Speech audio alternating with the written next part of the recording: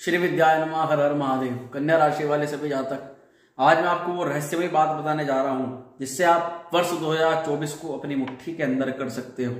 जी हाँ, ये संभव है, क्योंकि जब आपको ये पता लग जाए कि आपकी विपरीत स्थिति शुरू होने वाली है, यानी ग्रह विपरीत अवस्था में जाने वाले हैं, तो उस समय अवधि में भी कुछ ऐसे क्रियाक्रम हैं, कुछ ऐसी गतिविधियां हैं जो आप करें तो आपकी नेगेटिव चीज को वही ग्रह पॉजिटिव में कन्वर्ट कर देंगे। और 2024 में कुछ ग्रह योग ऐसे बनेंगे जिसमें ग्रह आपको बहुत लाभ प्रदान करेंगे, परंतु आप कुछ गलतियां उसमें अपने आप ही ऐसी कर देंगे जिसके कारण से वो शुभ योग आपको शुभ प्रभाव नहीं दे पाएंगे। ये दो ही जानकारी मैं आपको देने वाला हूं, और ये दो ही जानकारी वर्ष 2024 को आपकी मुट्ठी में बंद कर सकती हैं और आप अपनी परिस्थितियों पर हावी हो सकते हैं। तो चलिए वीडियो को शुरू करते हैं। नमस्कार दोस्तों, मैं हूं एस्ट्रो शिवम पंडित और मैं आप सभी का स्वागत करता हूं अपने यूट्यूब चैनल श्री विद्या एस्ट्रो में। मित्रों, वीडियो शुरू करने से पहले जो भी जातक अपनी जन्म कुंडली का परामर्श करवाना चाहते हैं, वीडियो के नीचे दिखाई दे रहे नंबर पर व्हाट्सएप मैसेज कर सकते हैं। अपनी बृहद पर्सनलाइज कुंडली का निर्माण करवाने के लिए आप वीडियो के अंदर दिखाई दे रहे नंबर पर संपर्क कर सकते हैं, जिससे आपकी कुंडली के ग्रह आपके बारे में क्या कह रहे हैं। अगर आपकी जन्म पत्रिका है ही नहीं तब आपको निश्चित तौर पर इसको बनवाना चाहिए, अगर है तब भी आपको बनवाना चाहिए, क्योंकि आपके आने वाले 10 वर्षों तक का भविष्य फल भी इसके अंदर आपको प्राप्त हो रहा है। इसी के अलावा उन लोगों की मैं बात करना चाहता हूं जो लोग जगह जगह भटक रहे हैं, अपने पैसे को बर्बाद कर रहे हैं, उन लोगों का एक भी रुपया मुझको नहीं चाहिए। केवल आपको आपका मार्गदर्शन करने के लिए मैं एक चीज आपको ऐसी बता सकता हूं जिससे आप अपनी समस्या को भी पहचान जाएंगे। उसका निवारण आपको कैसे करना है उसके बारे में भी आपको पता लग जाएगा। उसके बारे में जानकारी प्राप्त करने के लिए भी आप नीचे दिए गए नंबर से संपर्क कर सकते हैं। चलिए मित्रों, वीडियो को शुरू करते हैं, लंबा चौड़ा नहीं करते हैं, सीधा आते हैं टॉपिक पर।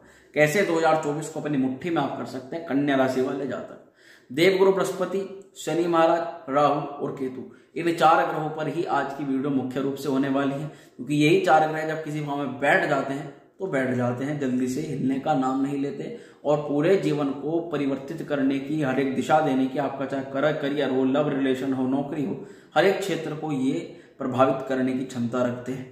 तो देखिए मित्रों, सबसे पहले देवगुरु बृहस्पति की स्थिति पर आते हैं। मैं देख रहा हूं आपकी राशि चक्र को और आपको समझाने का प्रयास कर रहा हूं कैसे आपको क्या करना है। ये वीडियो आपके लिए बहुत कारगर होने वाली है। बहुत रिसर्च करने के बाद, मेहनत करने के बाद, हर एक चीज को नोट करने के बाद वो जानकारी, वो आपको मैं एक स्वर्ण चीज, एक सोना चीज मैं आपको दे रहा हूं इस वीडियो के अंदर, तो इसको आप नोट भी कर सकते हैं।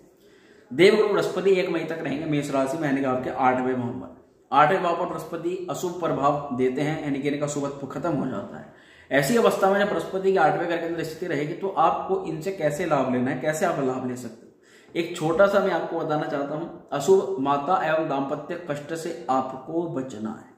ये अशुभ है क्योंकि माता के लिए है, दाम्पत्य जीवन के लिए कष्ट में है। अब आपको इन्हीं तो सेक्टर्स को कैसे आपको प्रॉब्लमेटिक होने से बचाना है।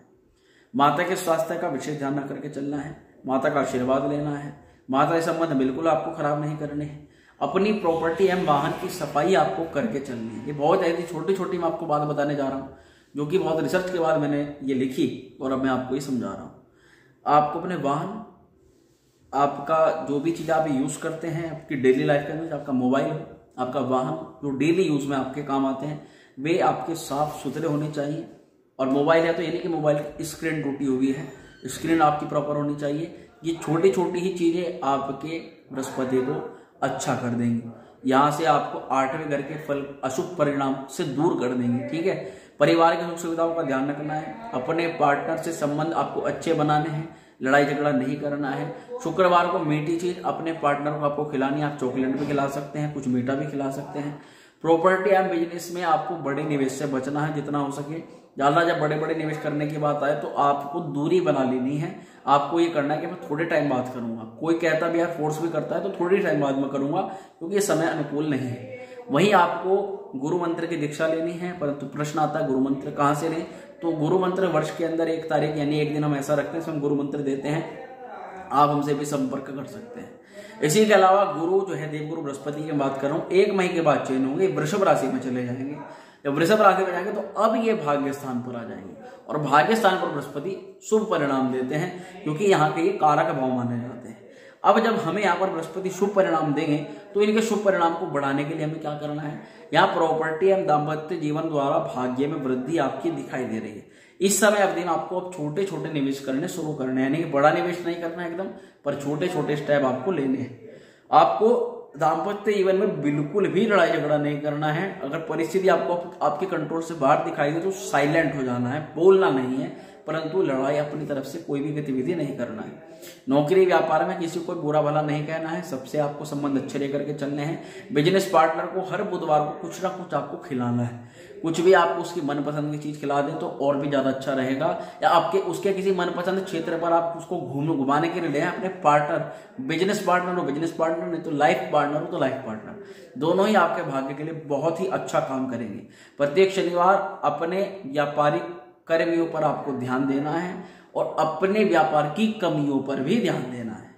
हर कौन से दिन, शनिवार के दिन ही आपको ध्यान देना है, क्योंकि उसी दिन आप पता कर पाएंगे क्या आप अपने करियर में, अपने व्यापार में समस्या आपकी है, और आपको शनिवार के दिन ही लिख लेना है बकायदा कि आपको इसको रिकवर कैसे करना है, और तुरंत ही अगले दिन से उस पर काम पे लग जाना है। दूसरे पॉइंट पर आ जाता हूं मैं, शनि महाराज। शनि वर्ष 2024 में मार्गी रहेंगे, फिर वक्री होंगे, फिर मार्गी होंगे, और शनि की दृष्टि क्या क्या करवाएगी, कैसे आपको शनि से लाभ लेना है। 29 जून तक शनि महाराज मार्गी रहेंगे 7वें घर में कुंभ राशि में, और ये आपके लिए पॉजिटिव है, यानी अच्छे हैं। अब शनि अच्छे हैं तो शनि को और अच्छा बनाने के लिए क्या करना है, शत्रुओं से निश्चिंत रहे। पहली बात, शत्रु आपका बिगाड़ देंगे, आप कुछ भी कर रहे हैं शत्रु के प्रति एक डर है, भय। शत्रु मतलब कॉम्पिटिटर, आपके फैमिली के रिलेटिव्स भी हो सकते हैं, आपके व्यापारिक गतिविधियों में जो आपके कॉम्पिटिटर है वह भी हो सकते हैं, और कंपटीशन पर जो आप बीट नहीं कर रहे थे अब तक, ये सोच रहे थे कि मेरी स्थिति तो खत्म है, मैं कुछ कर ही नहीं सकता, इनसे आगे नहीं निकल सकता, नहीं, आप उन्हीं कॉम्पिटिटर्स को बीट करोगे।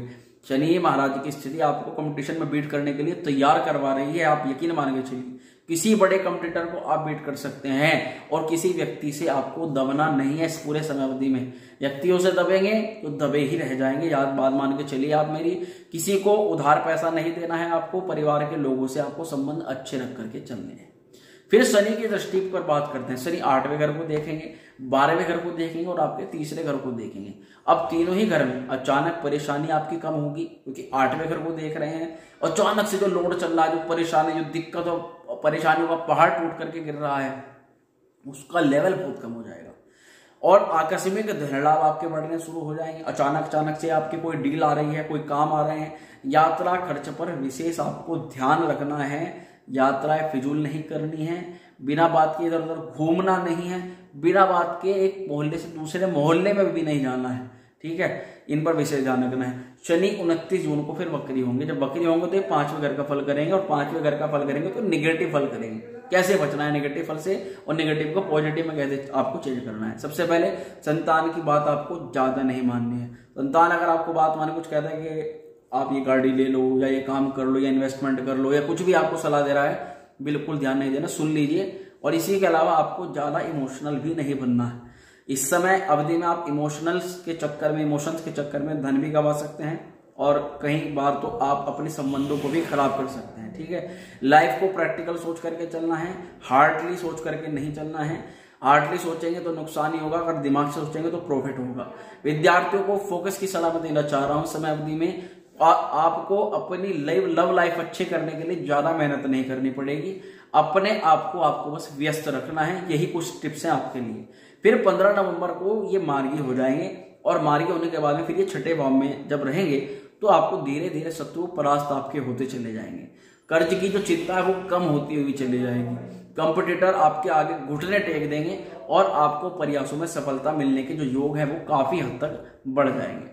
फिर राहु पर आते हैं तीसरे नंबर पर। राहु रहेंगे मीन राशि में, आपकी राशि के 7वें भाव पर।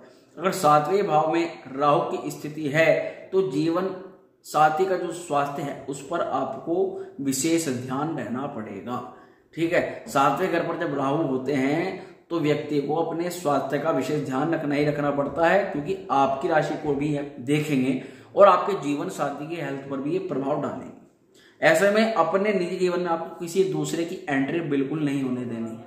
आप अपनी जिम्मेदारियां अपने पार्टनर को लेकर किसी दूसरे को देकर के जा रहे हो, बिल्कुल नहीं करना है।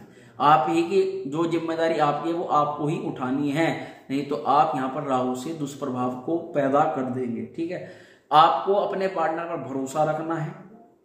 किसी भी प्रकार की गतिविधि ऊपर नीचे होते हुए आपको तुरंत अपने पार्टनर पर हाथ नहीं उठाना है, यानी आपको किसी भी प्रकार से लड़ाई झगड़े का माहौल नहीं क्रिएट करना है।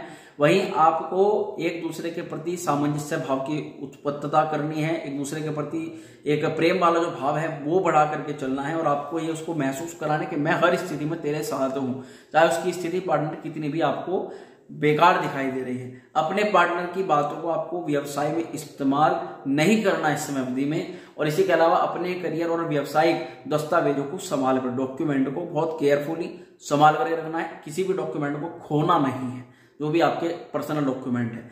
किसी पर भी आपको ज्यादा भरोसा करके तो बिल्कुल भी नहीं चलना है। फिर आते हैं केतु की स्थिति पर। केतु आपकी कन्या राशि में रहेंगे, यानी कि आप ही की राशि पर रहेंगे। जब केतु का प्रभाव आपकी राशि पर रहेगा तो आप माइंड से ज्यादा बस जो भी आपके मन में आएगा वो करते रहेंगे, मन का भी कुछ नहीं है, आप पता नहीं कौन कौन सी गतिविधियों को करेंगे।